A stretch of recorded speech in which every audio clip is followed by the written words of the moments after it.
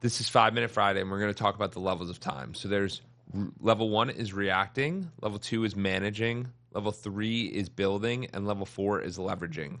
And when you start to think about these levels of time, you're going to start to realize that we're not always using our time the best. So the way that after this is you're going to do a time audit, and I really hope you do a time audit after this.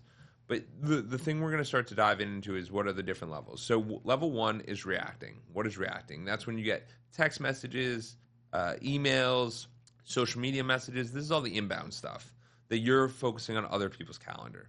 What's level 2? Managing. That's when we start to experience burnout. We're following up with people. We're trying to set meetings. We're trying to get everything situated. It feels productive, but it's not really that productive. Then what's level 3? That's building. That's where you're leveraging your content, you're leveraging your prospects, you're trying to reach out to people, you're trying to get to know people, you're trying to see how you guys can connect and have synergies. Example. And then level 4 is leverage. And this is where you start to get scale. So this is maybe implementing a new system like Calendly or TidyCal so you don't have to schedule meetings anymore and the follow-ups, etc. And they just click the link and schedule. Maybe it's shooting content on a weekly basis so that you can batch out your content and continue to build. Maybe it's you continuing to grow who you are and gaining new skills. Regardless of what it is, it's important that you realize that there's 4 levels and take inventory of where you're spending your most time. And once you realize that, you got to figure out where the real growth occurs.